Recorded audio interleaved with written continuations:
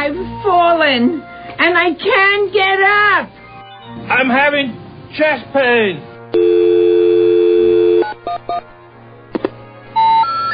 The number you have reached, 911, has been changed to a non-published number.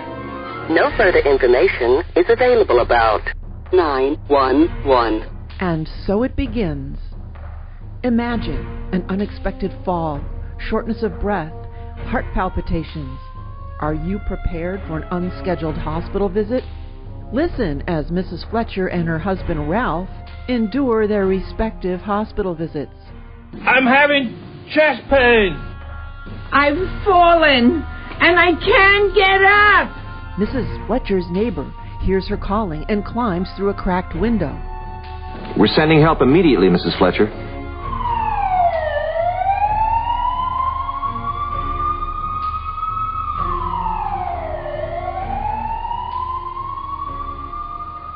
Is there any reason why this is taking so long?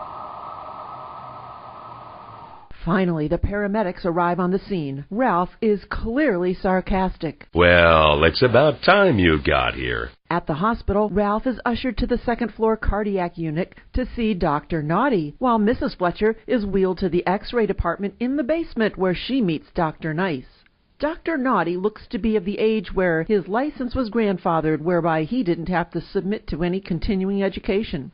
The American Board of Internal Medicine gave lifetime board certification in cardiovascular disease until 1990. Cardiologists board certified before that year have been grandfathered, which means they do not have to do anything to maintain board certification. In 2005, more than half of all cardiologists enjoyed this status as board certified for life. Naughty, wrong, bad. Well, poor Ralph is still in pain. I'm having chest pain. No use shouting, old man. Dr. Naughty approaches Ralph without washing his hands. Ralph listens to Speak Up and Stay Alive radio, so he knows better, and asks the doctor to please wash his hands. The doctor looks around the room at the nurses and interns, sensing he has an audience, and thinking he's David Letterman, Dr. Naughty replies, My motto is, if you can't make 'em laugh, make 'em sick. After a quick rinse, the doctor listens to Ralph's heart.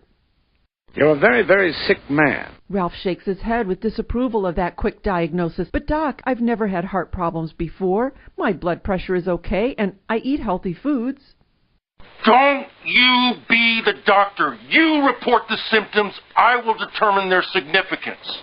Listen to me, says Dr. Naughty. I am a good man and a good doctor. I know what I'm doing, and you are a very sick man. Here, take this pill. Although Ralph was feeling ill, he still has some good comebacks. I disagree with you on a lot of this stuff, and I feel like a good man, too.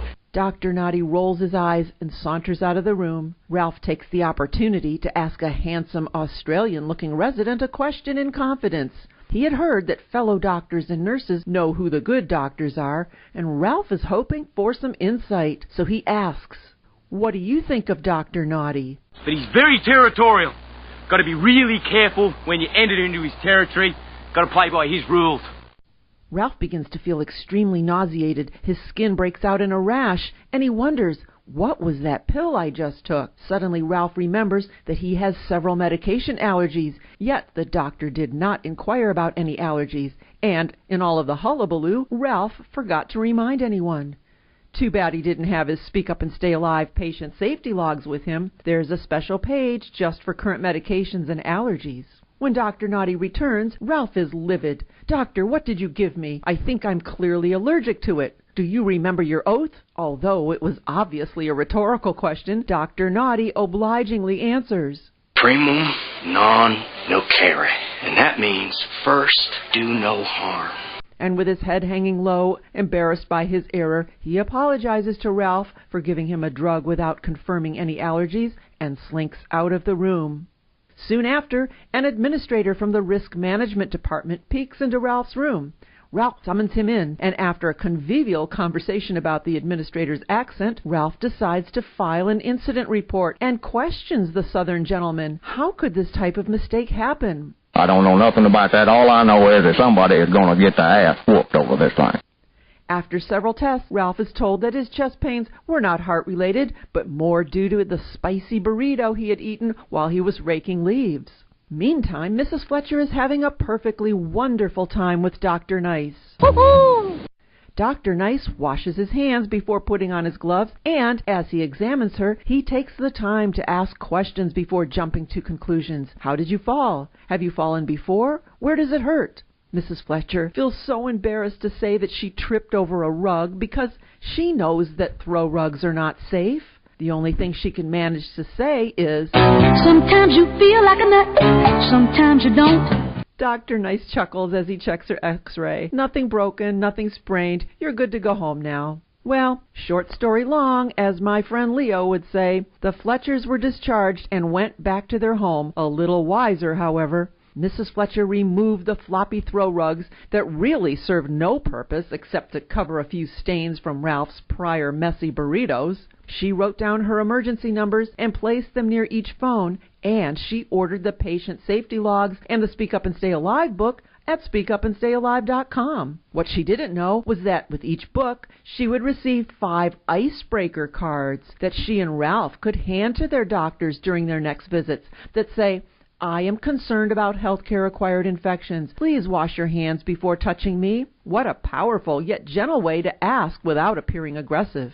When the safety logs arrived, Ralph immediately filled in the page that documents current medications and allergies.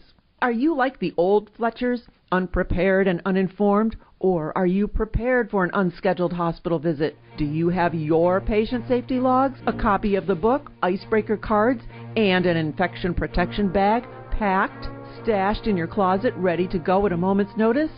If not, you can find them at the shop page at the SpeakUpandStayAlive.com website. 100% satisfaction guaranteed.